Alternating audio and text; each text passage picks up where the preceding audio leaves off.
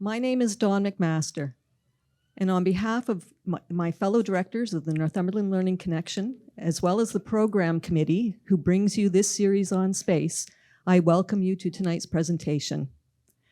Dr. John Moores, over here, the director of the Earth and Space Science program at York University, will help us learn about our celestial neighborhood by exploring the planets with our five senses. Before we begin the evening, I'm going to start with a land acknowledgement. This place where we gather is in the traditional and treaty territory of the Mishi-Sagig and Chippewa nations. We offer our gratitude to the First Peoples for their care and teachings about our Earth and our relations. May we honor those teachings. Tonight is possible because of generous sponsors like Sylvia and Ed Van Haverbeek, who have sponsored this series. And also, I would like to acknowledge the generosity of Corey Simpson, our first educational sponsor, who is providing student tickets in order for them to attend our events. And we have a couple of students here tonight, and we welcome you. Dr. John Moores is a highly accomplished as a planetary scientist, a prolific author, and the former research chair of the Space Exploration Program at York University. He began his educational career in U of T's engineering program, designing and building spacecraft. Broadening interests led him to the University of Arizona's Lunar and Planetary Science Laboratory, where he earned his PhD. To quote John, "Everything clicked while working as a science planner on the Phoenix mission. Since then, I've been fascinated by research problems that live on the border between science and engineering and that inform our understanding of other planets as real places." John now leads the Planetary Volatile Laboratory at York University, where he teaches courses in space science and engineering.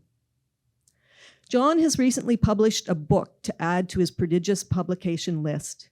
It is titled Daydreaming in the Solar System, Surfing Saturn's Rings, Golfing on the Moon, and Other Adventures in Space Exploration. Furbies is here tonight with a table, and after the presentation, you can purchase a book and have it signed both by the author and by the illustrator. Let's give a warm welcome to Dr. John Moores.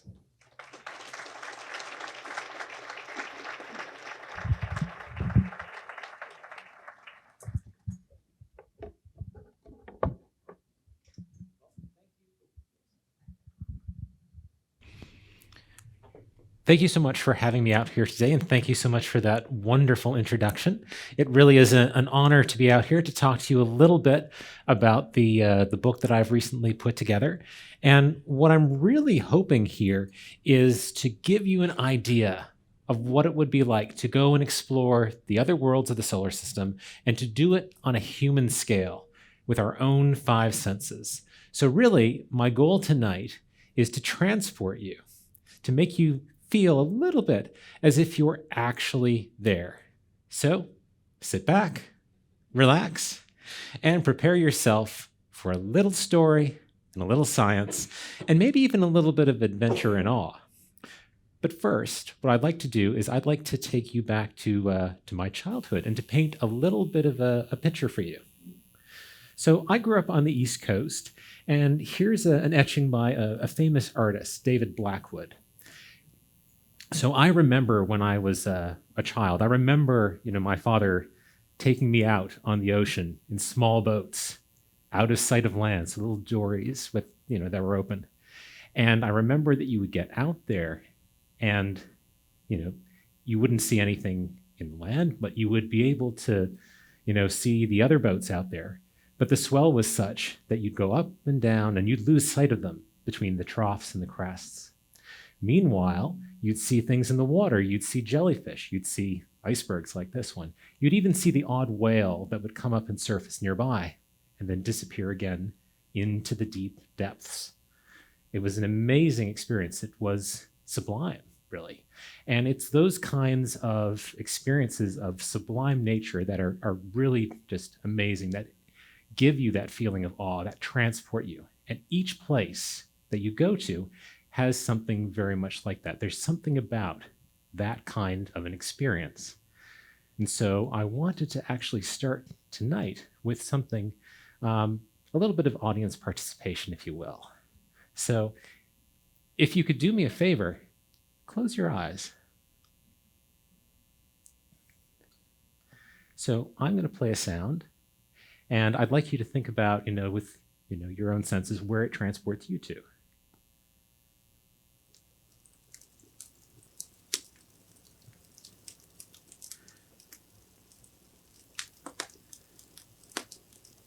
So anybody, what is it that you hear? Where are you? Yeah, I hear fire. If I were to tell you that, that you had clear sky overhead, maybe a campfire. So here at the campfire, what do you smell? Yeah, smoke. Yeah, got to move to the other side of the campfire if that's happening. What do you feel? Ah, I like that. That goes to the taste element for sure. Yeah, maybe a little bit warm, maybe a little bit cold, maybe both at the same time. It's a very familiar kind of feeling. So you can go ahead and open your eyes now. So yes, we're here at the campfire. And really, for those of you who've had the opportunity, there's nothing like being out in nature on a clear night like this. It's wonderful being able to look up at the wonders of the sky. But at the same time, you're probably pretty thankful for the fire and for the tent and for the warm jacket and all of these things that you have with you. So one of the really nice things with this, I think there's sort of two components to this. Our ability to survive and experience nature like this depends not only on things like our technology, things like the fire and the jacket and the tent, but also on our ability to tell stories. And this is what I think about when I think about a campfire like this. It's doing this with other people and having that ability to transmit knowledge from one to the other. In fact, some people even refer to human beings as the story species. So science and story, that's us. And if you are gathered around the campfire, it's likely because you're out there, in the natural world doing a little bit of exploring. And once we leave the Earth to explore even further in our solar system, we realize that all of the other planets, they're also worlds. It's not just the Earth. You can see lots of spheres out here that are going on that are places perhaps in their own right. So, why do we go out here? Why do we go after, this kind of, big thing around this stellar nuclear campfire that is our own sun? Well, really, I wonder if it's something that starts a little bit smaller. So, if you've ever been a parent to a toddler, or a parent to a toddler, you probably know that they have something deep, instinctual about exploring their environment. They love to get into things. And that's true of human beings more generally, I like to think. So when we think about, how humans have spread around the planet, how we've sort of moved around and expanded, you can think about that urge towards exploration. So to give you a great example that I always love, here's the Polynesian radiation here, starting, up here sort of in Taiwan, and then moving down through all of the islands, and finally, about 1,000 years ago, you get down into New Zealand, Hawaii, and Papua New Guinea. So you have all of this happening over time, these human beings going out and being explorers as a cultural thing that they do. And that culture and that story is enabled by their technology, the outrigger canoe, the ocean-going vessel that allowed them to move to all of these different places. So having that technology, having the science behind it, and having this cultural story of exploration, this need to go out there, that we tell ourselves, that's what drove this radiation to happen.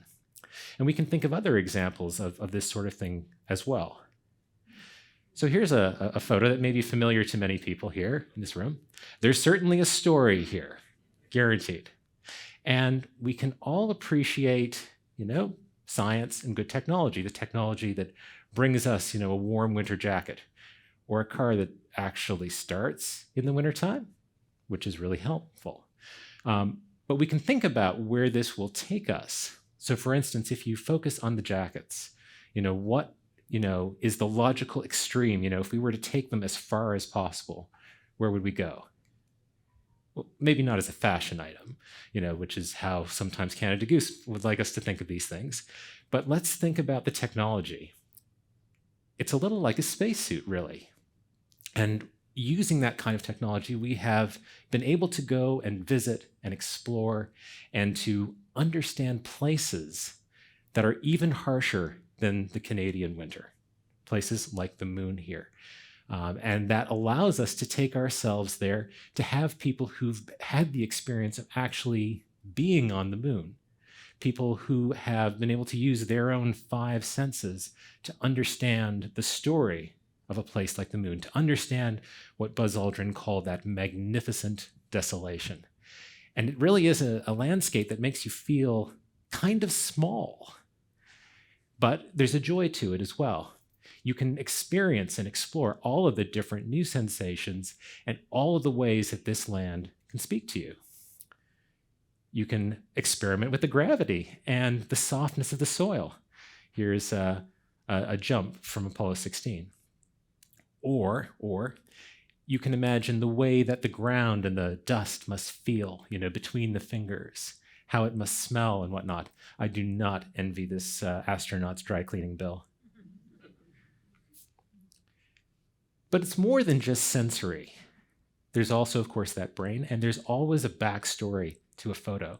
This is one of my favorite Apollo-era photos, and this may be kind of a strange one, to pick as one of my favorites.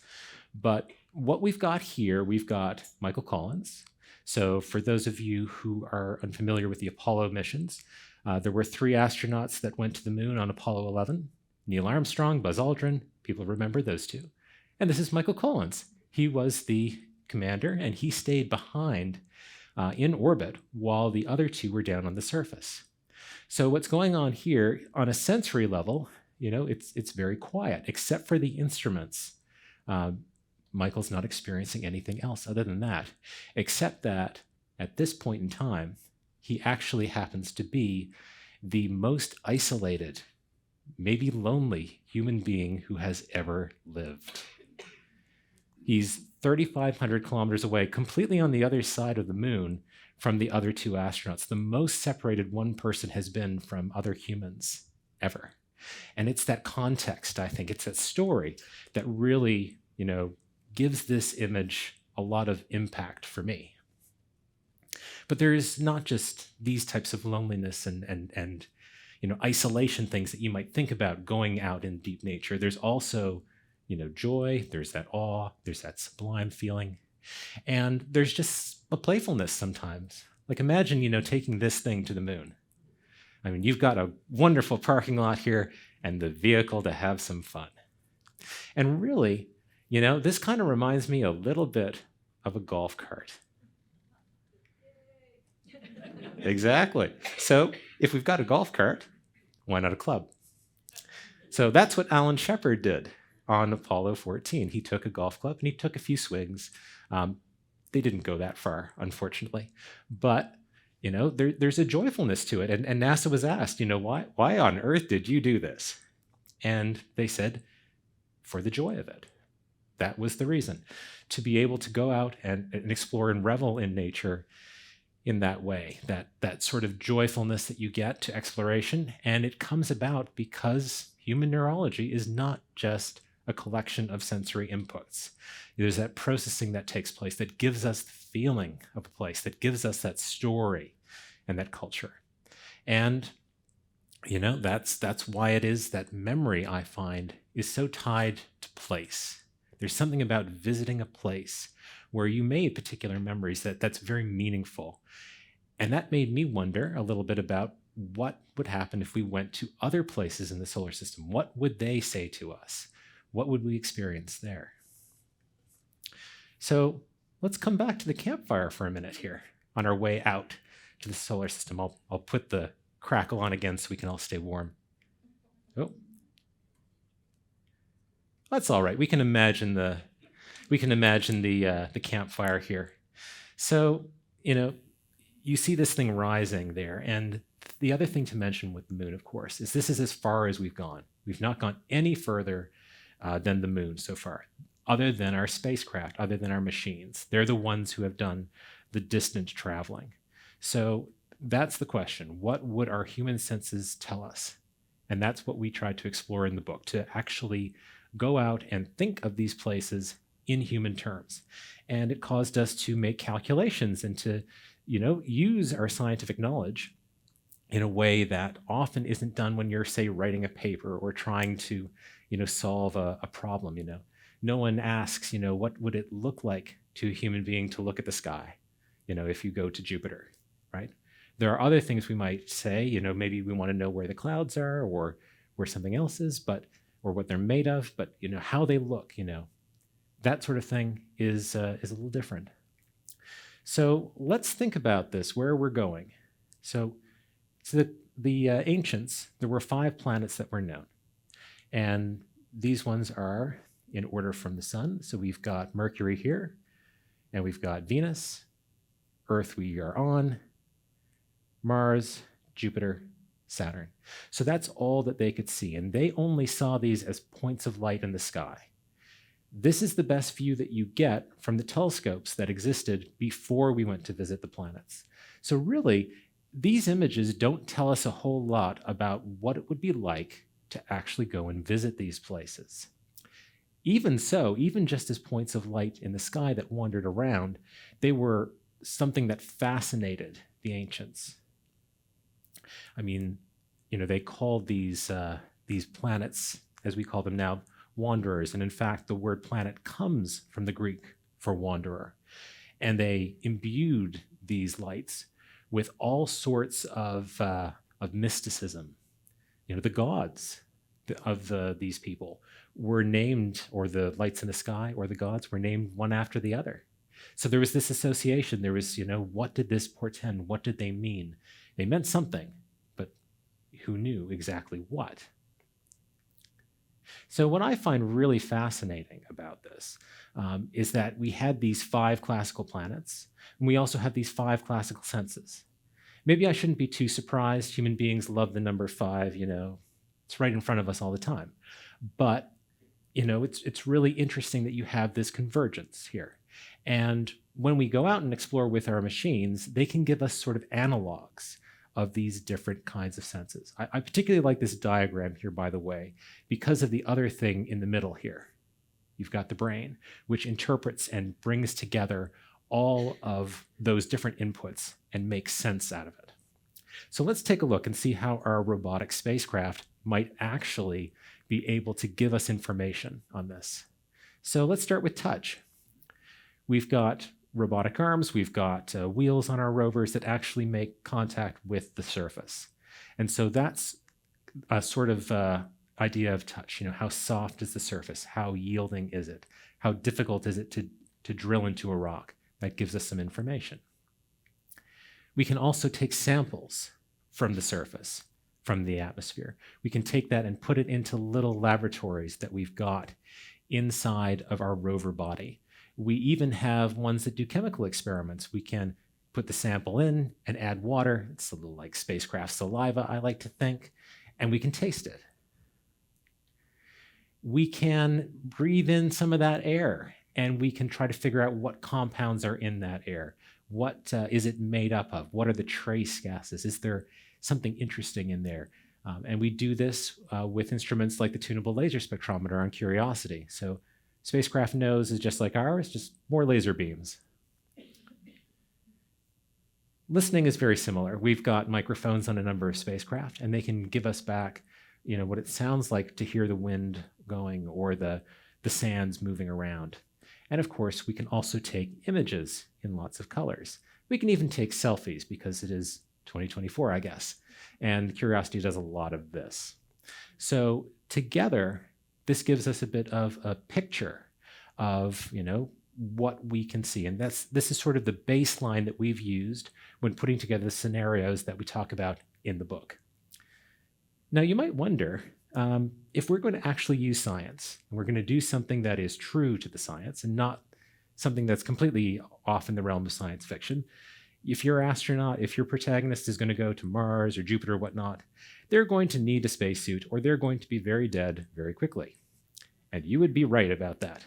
So our astronauts, our protagonists, they do wear these things.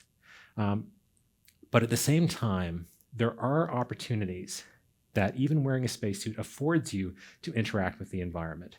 You can see out and see what's going on in the environment. You can, feel how the sand feels or the viscosity of liquid methane on Titan.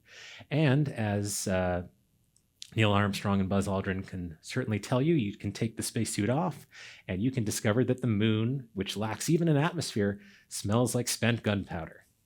So we actually know how you can, get that sensory information in. So that's sort of where we started when we were putting together the book. So what I'm going to do with the remainder of the time here is I am going to walk you through a couple of the stories that we have with an emphasis thinking about the sensory input, sight, sound, smell, taste, all of it, and hearing. So here we go. We'll start with Mercury. Might as well start close to the sun. And we'll start with sight here. And you might wonder, why Mercury for sight? I mean, if you look at Mercury in true color up here, it's an awful lot like the moon. It's very gray. Some places are brighter, some places are darker. But that's a bit of an illusion. If you stretch those colors out, you get something more like this picture here. And you'll notice that some areas sort of go more to the orange and some more to the blue. Turns out there's a reason for that. The blue areas are places that are very old. They've been weathered by encountering so much of the solar wind. And the places that are orange, those are fairly young. Those are volcanic areas. We can take a look at one of those volcanic areas here, and you can really see the level of detail that you can get out of some of these images. So as you start to look closer, you learn a lot more. And Mercury is a fantastic, fascinating place. If you go to the poles, you find immense reserves of water ice. So all of the places here that you see that are yellow, these are where there is water ice, in some cases hundreds of meters thick. And what's happening is that any water that gets delivered to Mercury condenses into the poles, and then you have a scenario where you have essentially permanent shadow. Those places can stay cold, they're shielded from the sun, and so the ice builds up in those little craters like that. Anywhere you go on Mercury, this is something that's true. The sun is your enemy. And we had thought before we wrote the book, well, the sun must be just absolutely enormous. We're the closest we could possibly be to the sun. It is big, but only about 2.6 times as large as it would appear here on the Earth. So let's take a look at the weirdness of the Mercurian day. This is kind of where we focused our story. So Mercury is in this sort of weird situation called a 3-to-2 resonance. You don't need to remember that. There's not going to be a test. But what it means is that every time Mercury goes around the sun in its orbit twice, it rotates on its axis 3 times. And if you follow the landmarks on the surface, so what we've done here is we have a little triangle here to represent a fixed point on the surface. If you follow that point, it actually takes 2 orbits to go all the way around to have one single day. So Mercury's day is longer than its year. And that means that if you wanted to, say, be the tree here and stay at the terminator between night and day, you would actually have 2 whole Mercurian years to get all the way around. So we thought, aha, let's go for a walk. So we imagined something that we like to call the Crest of Dawn Trail. We have our astronaut here who's going for a walk, a very long walk, 10,000 kilometer walk, and they're being chased by the sun. If they stop and consider something along their path for too long, then the sun will rise high in the sky and everything around them will heat up, and you'll get to that self-cleaning oven kind of temperature. That's not good. Even for modern materials, that's not good. So there was a nice propulsiveness to this story. The idea that you had to savor what you were passing by while you were passing by it. You couldn't go back. You couldn't, walk around for a day and say, I want to go back and look at that thing, because it's already in the past. You can only move forward. And what we did here is we imagined this trail, and this one is actually geographically accurate. Michelle spent a lot of time putting this together. We imagined starting up here at this crater, Aucassin, going through some canyon lands here in Timgad, a nice slow rise up to the heights, and then the protagonist spends a little extra time here in Hokusai. That crater has a ring in the middle of it that's worn away so that it's a little like an enormous Stonehenge. And I just can't imagine what that would be like with, the glancing, angle of the sun behind you. I imagine it would be wonderful. I wrote that it was wonderful. But it seems like one of those amazing, amazing things. And then we have this ridgeline here where you sort of climb up into the sky. There's a big basin in here and another one on this other side that are created by giant impacts. And so you have this 30-kilometer wide staircase going kilometers up into the sky where you can look off on either side and see what's going on there. So it's a fascinating little walk around. And that's why we were thinking about Mercury. You have to take in the sights here. You have to look at what's going on, and you have to keep moving forward. And there's always the sun behind you. And the other thing, of course, with taking a walk on Mercury that makes it a little extra challenging, here on the Earth, if you're going to do one of these treks, and the longest treks on the Earth are actually something like 14,000 kilometers. So 10,000 is not so bad. On the Earth, you need to pack your food and your water and your tent. But you don't have to pack your air. On Mercury, you need to pack your air. And we were actually surprised to find out when you do the calculations, you can do that for 3 or 4 days. So we are imagining that there are places to stop, but it's actually an achievable thing. So it's kind of neat. 176 days, by the way, to get around. Let's talk about Venus. And Venus, made us think a little bit about, smell. And, we've got sulfuric acid clouds on Venus. We've got a lot of intense pressure on Venus, a lot of carbon dioxide. It's really kind of a world of dualities, I like to think. So you've got the surface here, this sort of hellish environment where the temperature is even higher than it is on the surface of Mercury, and it's like that all the time. Night, day, doesn't matter. It's horrible. So you've got that kind of history, but what's really neat about the surface of Venus is that there are places at high altitude where you actually have preserved materials and rocks from the time when Venus was more like the Earth, when Venus had oceans.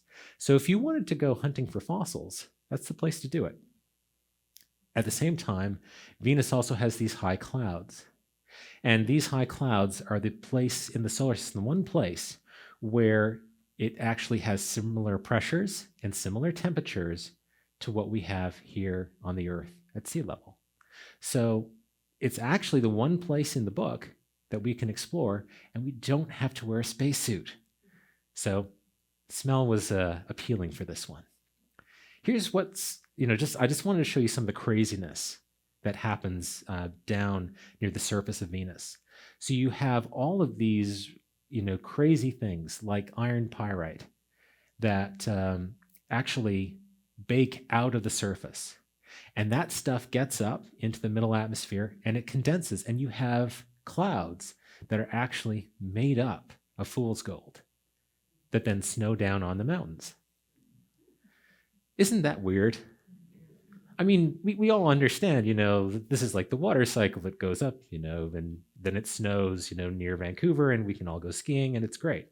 But iron pyrite, it's exotic, but it's familiar in a strange way. Then we imagined, okay, the upper atmosphere is interesting, where you have those clouds. And we were thinking about what happens if you take a balloon and you fill it up with air from the Earth, because that's what we like to breathe. So if you're on Earth and you fill a balloon with air, nothing happens to it. If you've ever blown up a balloon and released it, it will sink to the ground slowly. On Venus, that same balloon would rise like a shot. On Jupiter, it would drop like a stone. And that has to do with the different composition of each of those atmospheres. But on Venus, what's great is you get that lift for free. So if you want a cloud city, all you have to do is fill it with breathable air, and it's great. You could do other things. We figured this would be the place to have the solar system's largest balloon festival. And there's another thing that's really great about having the world's largest balloon festival here. That's that you've got very high-speed winds going on Venus's middle atmosphere. So in this region, you can actually get around the whole planet in about 80 hours. So we imagined that we had this protagonist who decided to just go completely for the anachronisms. Sometime well in the future, they are on Venus after all, but they decided to dress up in the whole, aviators get up, of course, modern materials, sulfuric acid resistant, a little bit of oxygen. Oxygen is good. Although the burners, I'll tell you, on a regular hot air balloon, they like oxygen even more than we do. So we imagine this balloon going off and being brought into those windy areas and being carried off with all of its friends and going through a couple of day-night cycles, maybe going into the clouds at some point and being tossed around by the currents in there. But then everybody comes back out again into nice clear air, and they do it at sunset. And I love this particular piece by Michelle. It's really wonderful. And actually, after the talk, you can see it in the back there, the original. But it's just so evocative to me, that idea of, emerging from that sort of storm-tossed darkness into this light with the different layers of the sunset projected onto the clouds behind you. So it's one of my favorite pieces from the book and one of my favorite stories. And in terms of, what you would smell, I shouldn't leave without saying that. With all of the acidity, you would imagine that you're going to get a bit of a whiff of that and a bit of a whiff of sulfur too, I would think, in addition to having all of these more familiar materials around you with, burners on a balloon and the more traditional materials. So Mars, we decided to have a look at taste. And Mars is an interesting place. It's a very common topic to talk about. It's pretty much the one of the closer planets to us. We send a lot of spacecraft here. Very popular spot. Really, it's, as Brian Cox likes to say, a dry and frozen version of our home. And really, what else is there to say about the place? It would be very recognizable to human beings. As you stood out on the surface, it would be like you were in just a very cold desert. You'd have your spacesuit on because the pressure is low and there's no oxygen. But otherwise, it's something that's actually, a little bit more recognizable. The day is even close to the day length that we have, 24 hours and 39 minutes. It's the kind of place where you can imagine just sort of lying out, finding the perfect spot and watching the clouds go by. Because yes, there are clouds on, this place, on Mars. There's actually snowfall on Mars that was discovered by a Canadian. And, one of my contributions was discovering fog. Apparently, we discovered the things that we grew up with. That seems to be how planetary science works. And what we wanted to imagine here was somebody who was taking advantage of the, just the crazy topography that you get on Mars. Because Mars is a little bit smaller than the Earth. Everything is a little bit bigger there. It's a little magnified. We have a canyon, like the Grand Canyon, that goes all the way across a chunk of the planet. It's wider than North America, and it just goes on. And we imagine somebody rappelling down into that, covering 10 vertical kilometers in 3 days. And here's Michelle's representation right here. We did actually, in the book, describe the route that this astronaut would take. So that's what's over here. We actually have great images from Mars. We have wonderful maps and wonderful topography. So we could actually imagine a specific place, and we could imagine what route and pitch would we take to get from the rim all the way down to this little crater at the very bottom, and what it might actually feel like. And for this particular location, what we wanted to do was we wanted our astronaut here to run across a layer that you wouldn't see from orbit because it's hidden underneath an overhang. And maybe in that layer, you get something like an exposure of water ice. And we see that in other places on Mars in these types of latitudes. So while they're there, they decide to go in and take a look, maybe chisel out a little bit of ice, maybe throw it into the water supply that they have. And this is the kind of thing that would have stayed there, that would have been sitting there for 1 billion years. What does billion-year-old water ice taste like, I wonder? Maybe it's very, very clean tasting, a little mineral tang, I would guess, like some kind of, super Evian or something like that.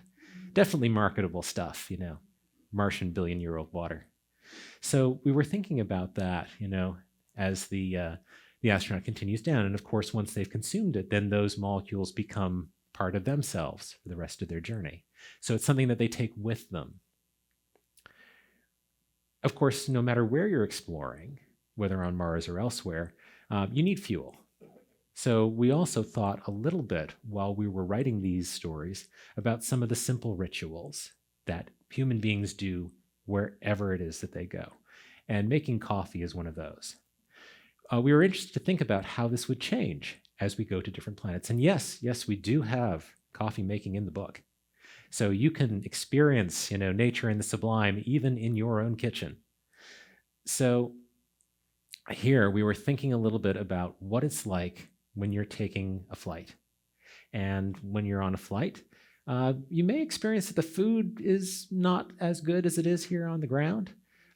And even when it is good, usually that's because they've added more sugar, more salt, more fat to it. And the reason they've done that is because our senses are a little bit dulled from the low pressure that you experience in an airplane.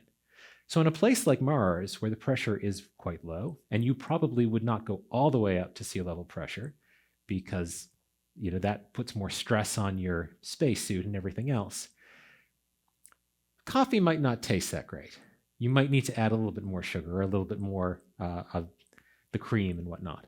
But if you were to go to a place like Titan, where it's actually higher pressure, like 1.5 times what we experience here on the Earth, we wondered, would that coffee taste amazing? Would it be an intense experience to actually just to drink the stuff there? There are problems with that. Once you increase the pressure, you also change the boiling point. So water boils on Titan above 110 Celsius. That's not good. That'll scorch your coffee. So we had to come up with a creative way for how we were going to do this. And we are very confident that this will be the way that coffee is made on Titan when we get there.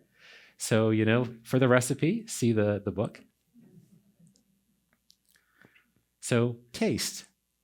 It's an interesting thing. It's one of these things, taste and smell, very connected to memory. We went out next to Jupiter, thinking about sound. And Jupiter, as well as its moons, Io and Europa, is the perfect place to think about sound. So with Jupiter here, we've got the Galilean moons, and they all orbit in resonance. So from this diagram here, we've got Ganymede is the furthest one out, and then Europa, and then Io. And every time Ganymede goes around once, Europa goes around twice, and Io goes around 4 times. So there's this interesting, overtone sort of system going on just in the way the moons actually go ahead and go around. Meanwhile, the Great Red Spot, which you see over here, and here's Io and Europa silhouetted in front of it, the Great Red Spot is actually deeper into Jupiter than the other clouds are. The reason for that is that the churning of the red spot creates this acoustic energy that actually travels upwards and heats up the air above the storm. That makes it cloud-free. And so we imagined What would happen if we took a skydive into the Great Red Spot? What would that feel like? You start out very high, in this sort of like clear bluish violet mountain air, and you can look off to the horizon. It's 1,500 kilometers away, so far away that the sky and the clouds beneath you probably blend together into the distance haze. And then you're falling very quickly. Before you open the parachute, you're almost falling at the speed of sound. Parachute can calm that down, and then you get the opportunity to take a few samples, do a little bit of science. You don't want to fall forever. It is a bottomless atmosphere. It gets very high pressure. It gets very hot. So our astronaut gets rescued before that happens. But it's a fascinating place, and you have this amazing sound environment around you while that's going on. Io and Europa, fire and ice.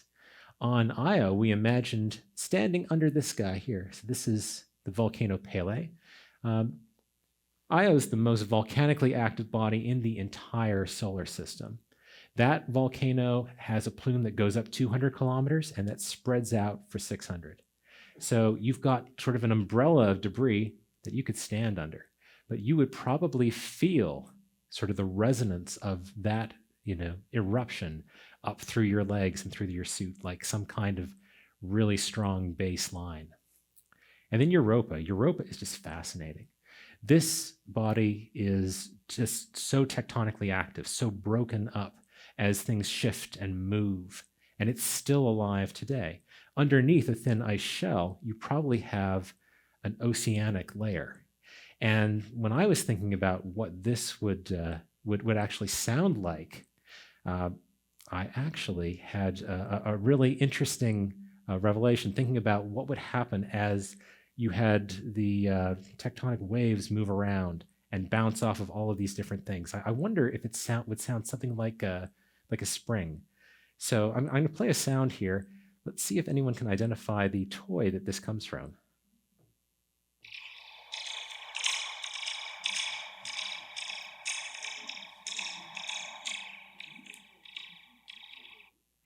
Does anyone remember a Zoob tube?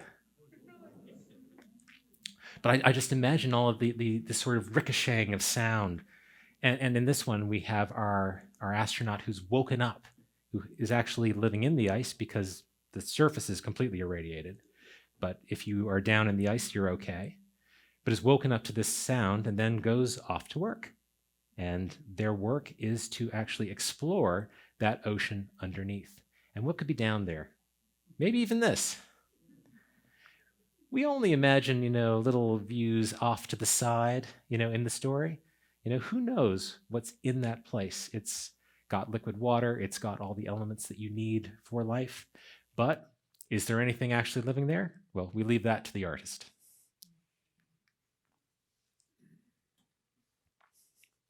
All right, we've got Saturn and its moons. Here we were thinking more about touch. So Saturn, of course, is the jewel of the solar system. We've got a family portrait here. Here's Saturn and Titan, its largest moon. And you've got the ring plane here, 160,000 kilometers wide, 100 feet thick. It's very, very thin and made up of all sorts of little particles. How do we know that? We have never actually photographed those. But from the way that the rings scatter radar waves and light waves, we can infer that there's all sorts of little bits and pieces. The very first subtitle in the book is Surfing the Rings of Saturn, and we imagine somebody traveling through this environment, playing with the light and dark, like being below a tree that's dappling the light, and maybe pushing some of these things just to show that they're real, just to have that tactile interaction. So many fascinating structures within the rings here. This is a shepherd moon, Daphnis, that's kicking up a wake in behind. And we have density waves as well. So some of these are vertical, some of these are back and forth. These interesting patterns. This image on the right, I tell you, is real. It doesn't look real to me. It looks like something a computer invented. But this is actually something that exists. We imagine going out to one of Saturn's moons, Hyperion. And Hyperion is a rubble pile of lots of these bits and pieces of ice together. And that opens up a lot of spaces in between. So here's where we go sort of cave diving, essentially, and feeling our way around in the dark, trying to find caverns and map this stuff out. No visit to Saturn would be complete, though, without Titan. So we've got this same duality that we had on Venus on Titan as well. We've got this really high atmosphere here. It seems almost featureless. But when you get down to the surface over here, you see so many dunes, more dunes on Titan than any other body in the solar system. And we see lakes, and we see rain and things like that. It is the only place where you have liquid on the surface other than the Earth. And in this case, it's methane that plays the role of water instead of water itself. So we thought, why don't we go sailing here? You need to make a few changes. It is 180 degrees below zero. You can imagine, touching the water, or the liquid methane as it was, and the viscosity is different. The weight is different. In fact, it's not very dense material, so your boat has to be much wider and deeper to give you the same amount of buoyancy. And the gravity is much lower, so you could jump to the top of the rigging if you had a mind to. Though I don't advise that you would sink like a stone in liquid methane because of the density again. So you could imagine going out in one of these, and we imagine somebody, going out in their boat to do a little bit of science and a little bit of exploring. And on Titan, the winds are mostly from one predominant direction and mostly light, but every so often you get these incredible storms where you can actually get a meter of rain dumped. You can have thunderheads on top of thunderheads, which sounds frightening. So we imagine that our astronaut goes out, finds the storm coming, and the storm chases the astronaut back to their home port. So from that, they gain a bit of a new appreciation that even with the technology, nature is still in the driver's seat. And what I find really interesting about Titan is that all the dunes that we see tell us that there was actually once an ocean that went around the entire planet. That ocean has since evaporated. It goes to the top of the atmosphere where the sun's ultraviolet light turns those liquid particles into solids. And they come back down, and you get this coffee ground-like material that creates all of these wonderful dunes. So I wanted to leave you with sort of the sixth sense, as it were, because we've been talking about story and science, and most of what I've been talking about so far has been sort of that sensory input, thinking about how these places would appear to our different senses. There's a few places in the book, the smaller places generally, where we really tried to play with emotion. So I wanted to show you a couple of those. First, we have comets. Comets are wonderful objects, great to see in the night sky. These things with two different tails, where you have the molecules going off in one direction and you have the dust going off in the other direction, that gives you the blue and the white tail. Some of these comets go really close to the sun. We call those sun grazers. And some of them don't come out from the other side. They evaporate completely, or they fall completely apart. And we thought, this is the place to do a shipwreck. Imagine somebody stuck on one of these things, and they have nothing but all the time in the world to think about it. And to imagine what kind of a transformation they might go through as they're thinking about this, going behind the sun without knowing whether they're going to come back out again. We also thought about places for quiet contemplation, like the asteroids. So we picked Bennu here, which was recently explored. This is an asteroid that orbits between the Earth and Venus, so it's fairly close to the sun. And it has all of the elements that you need to do some gardening. So here we grew a rose. And this chapter is very much an homage to Le Petit Prince, thinking about his little asteroid and the encounters that he went through. So in this particular case, we were thinking about somebody who perhaps had suffered a few extra slings and arrows of living and was hoping to come to another place to think about that a little bit and to do something simpler. And Pluto. Pluto's where we end. So with Pluto, it's a fascinating planet, very, very far from that nuclear campfire that is our sun. And there's just so much about Pluto which seems unreal. The topography is crazy. If you imagine looking up at Charon, its moon is 50 times as large in the sky as our own moon is. It's like something out of a children's book. So unreal. And there's these fogs. There's one image I remember looking at from the New Horizons spacecraft, looking back at the planet and seeing these peaks, which are gigantic water ice icebergs that are frozen into place in nitrogen ice. And around them is all of this fog made of methane. And I just imagine, standing there on one of those peaks, looking at the sunset and the fog. And it made me think of a famous painting called Wander Above the Sea of Fog. So we imagined the Pluto version of this. And of course, a place like this, it's just got to be shared. This is the one place in the entire book where we have a second character who comes to join at the very end. So I've taken you around a couple of different places in the solar system. And you might wonder, why are we interested in exploring? Why do this? I mean, for me, I explore the solar system professionally. But why do we as a species go and do things like this? Well, you might say maybe it's for the resources.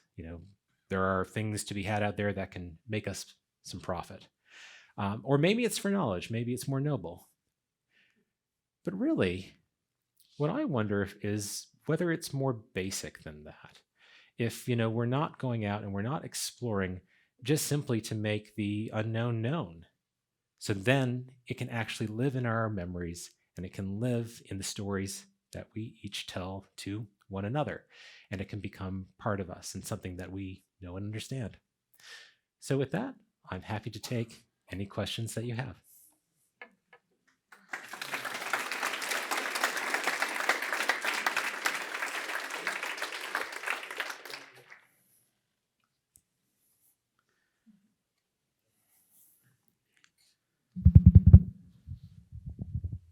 Okay, thank you, John. I think that you have definitely stretched all of our imaginations because I never really imagined having to race around on Mars in order to avoid being or Mercury in order to avoid being fried by the sun, or that there was water there, for example. So I'm wondering where you got your inspiration. I mean, it requires an incredible background knowledge to be able to not fictionalize, but to storyalize travels to different places. What inspired you to share your knowledge in that particular way? Well, myself and my co-author, Jesse Rogerson, we both enjoy science fiction, and we're both science communicators and science educators. And we always enjoyed the science fiction. It really was engaging. It would grab us. And we wanted that kind of engagement in the science as well. And we knew that the real world is just as interesting as the fictional world. But whenever we were in the fictional world, we saw that sometimes choices were made to make the story more interesting that were maybe not so true to the science. And we experienced this directly working on a couple of films as science advisors. So what we wanted to do was to see if we could get some of the engagement from the story world, from the science fiction world, and marry that with what the solar system really is and bring that together. So every chapter in the book actually has a story for the first half. And then there's a description in the second half of, where those things come from. What is the science that allows the story to actually take place? So we tried to marry the two together. I invite you to pick up a copy and tell us whether we succeeded. Yeah. So that's essentially where we're coming from. And I've been in planetary science since 2003.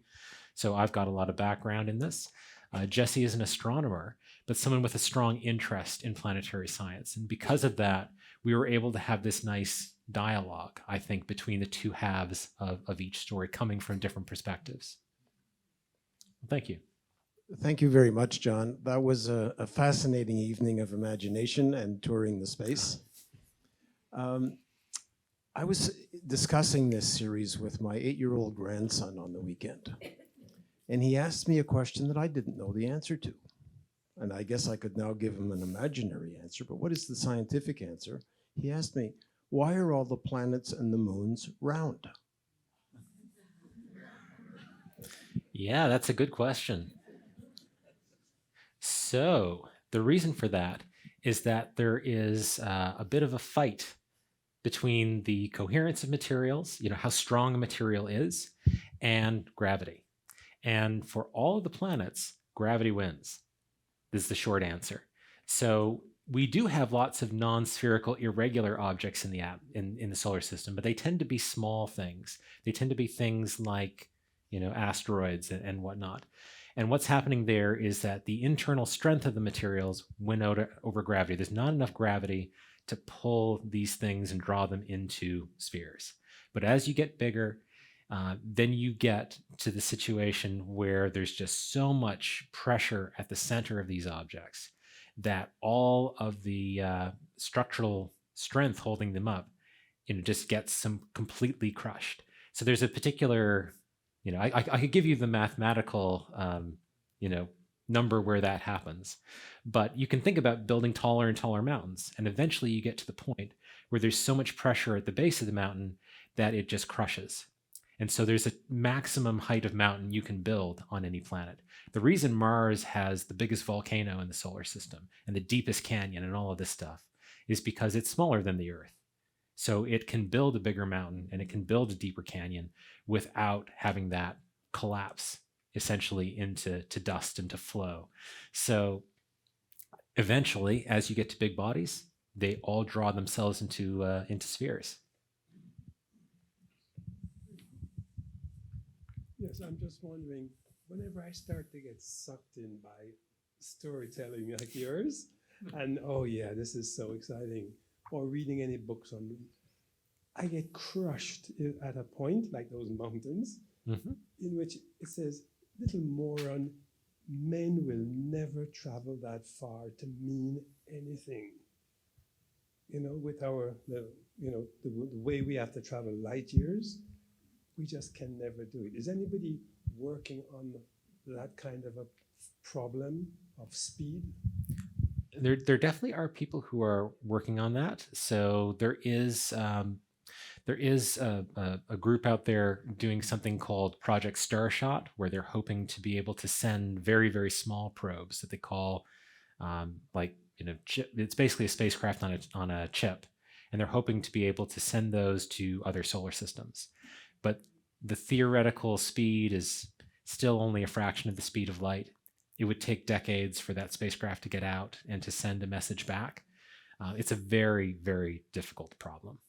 And we don't have all the solutions now. Certainly for sending human beings or something, bigger than like 1 gram wafer. We don't know quite how to do that yet. Not in a way that we're confident in.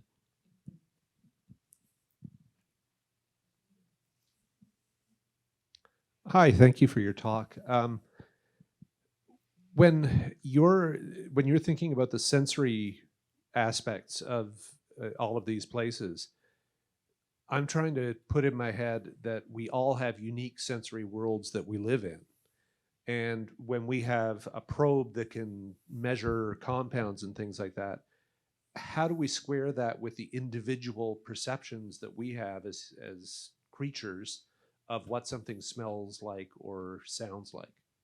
Absolutely. I think that's one of the great challenges, and it's one of the things about literature that I find fascinating. So on the sensory side, we can certainly say, if your atmosphere contains these compounds and, has this dust and whatnot, this is the input that you should get from your nose. But what does that mean to you? How does your brain translate that into something? There's a bit of a saying with fiction that, the writer can't make you see things that you can't see on your own, right? Because you bring your own experience into the book with you.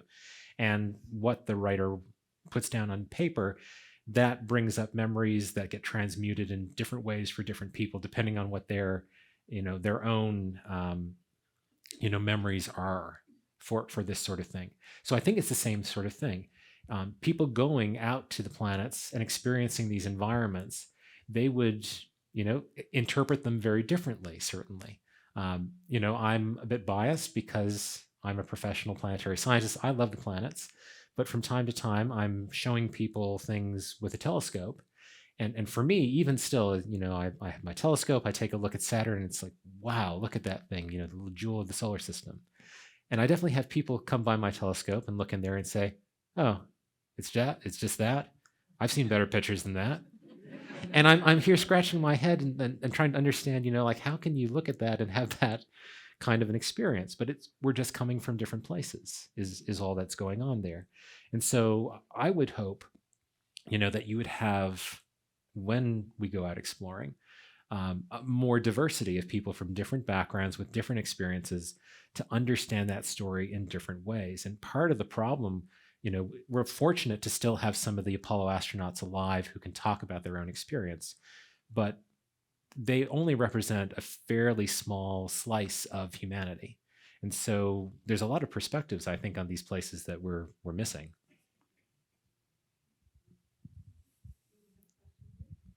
What's like the chances of, because in the Marianas Trench there's certain species who can survive down there and it's basically impossible for anybody else to do it.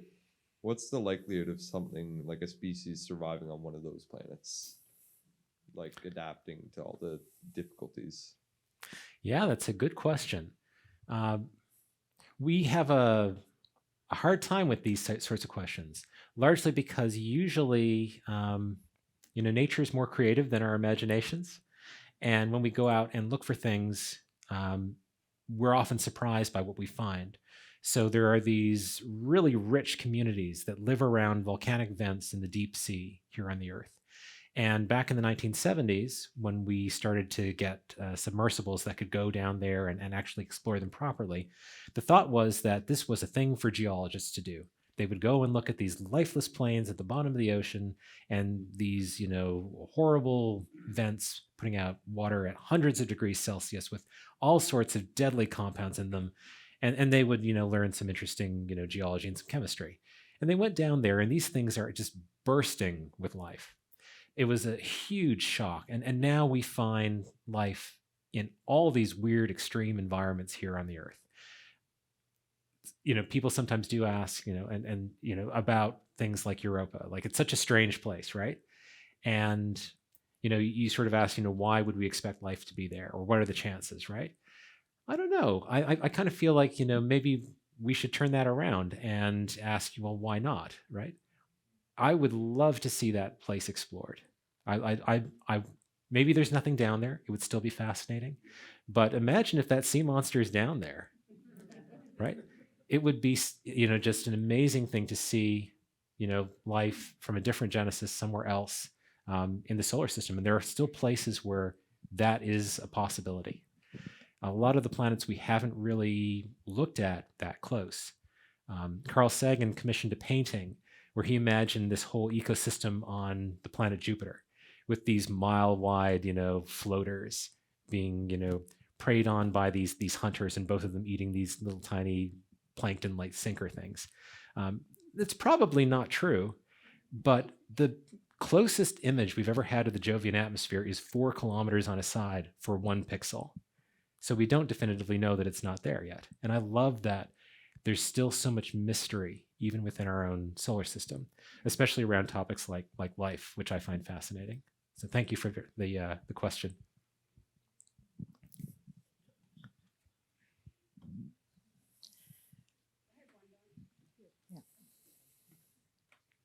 Okay. Just wondering, do you have a favorite planet? And if so, why? Yes, how does one choose between all one's children? So Mostly I'm an atmospheric scientist, so I have a preference, I think, towards moons and planets that have an atmosphere. And to be honest with you, the ones with the atmospheres, they're just so much more interesting. You don't get dunes on planets with no air. You don't get a lot of the things that you can get when you've got an atmosphere. So, amongst those kinds of planets, you've got Titan, which is just fascinating. It's got 1.5 times the amount of pressure that we have here on the Earth. It's a nitrogen atmosphere. It's got liquid, on the surface, and it's got rain. So many fascinating things going on, but it's a long ways away. So because it's easier to get to Mars and we do it more frequently, I spend a lot of time thinking about Mars, and lately thinking a little bit more about Venus. And I love this idea of a vanished Venus, the idea that, you had Venus and Earth going along in tandem, and then, Venus took a left turn into, runaway greenhouse effect. But I wonder if there's still remnants of that going on there. So, I think I've probably listed at least 3. I could keep going. Europa's great too. Let's make 4. Yeah, there's just so many lovely puzzles out there in our little local laboratory. Maybe to change the flow a little, what motivates countries to get involved in exploring the universe? And is it military? Is it a financial return, or is it just curiosity? But there's billions of dollars spent doing that, and there are 100 other causes that would like that money. So how do they justify that, or why do they do it? Yeah, that's a very good question. And I just finished some time in government as the science advisor to the president of the Canadian Space Agency. So I have some knowledge there for background, and it's something I've thought about for quite some time. So the amount of money that's spent on space is much less than it used to be. During the Apollo era, the United States spent about 5% of the federal budget on NASA. And the reason for that was that NASA and the military both use the same rocketry technology. So if you wanted to demonstrate the one, and you didn't want to do it militarily, then you could show, how good your rockets were by doing something like going to the moon. But we did manage to do some science doing that, and the United States observed that these scientific missions were a good way to bring people together from around the world into this sort of, more collaborative type of exploration activity. And so other countries came and joined them, because you can get prestige even if it's not about your military, and it inspires a lot of young people to go into science, engineering, technology, and math fields. So even if they don't end up in rocketry or in space, they end up contributing to those countries' economies and to the types of discovery and things that moves things forward. So there's that reason as well. But these days, most of what's going on in space is motivated largely on the scientific side. So especially all of the spacecraft going out to different planets, they're mostly doing that for science. And different countries give different amounts. So to give you just a generalized idea, because I recently put together these numbers for an article. So per person, the US spends about $72 US on their space program, which is much less than it used to be. But still, it is by far and away the most in the world. And they care very much about being in the lead, about being first and setting the agenda, because they're very big on the exploration side of things. The European countries come after that. So you're sort of in the $30 to $50 range per person, US dollars, if you're talking about France, or if you're talking about Germany, if you're talking about Japan. And then there are countries like Canada, which is like about $10 per person. So we have a very small comparative space program to many other countries. So we don't go out and explore the solar system in quite the same way. We do sponsor instruments, but we only just had our very first mission, and that's in the planning stages now, the Canadian lunar rover, which should be going up in the next few years. And you'll hear more about that from Cass Marion. Okay, we have time for, I think, one more question. Okay, Karen? Okay, I two have a more quick questions. question regarding that transition from high school to university and how you made that. We've heard the second part of your educational prowess and development, but what was that little step change to get you, say, to start into engineering and then pick up onto the science that you've studied? And then I had a follow-up. Was it the course, I think it was an elective in engineering called Moon Rocks? Was that around when you were taking an undergrad at U of T? So the second part first, no. Okay. So, that was sadly a long time ago that I went through that. I know I still look youthful, but and in terms of that transition from high school to university, I knew I was good at physics and I was good at chemistry and good at math, and I liked those things. But at the time, I wanted to do something useful, so I said, "Aha, engineering." And so I went into that, and I checked to see, well, where's a very good school, and U of T came up, and there was the program that I did, engineering science. I liked that it was broad; it didn't make you pick a particular kind of engineering, which was nice, and it also had a reputation as Canada's most difficult program, which when I was 17 appealed. These days, I question that choice, but there's something to be said for youth and confidence and whatnot. So that's why I made that choice, and then 4 years later, I corrected it.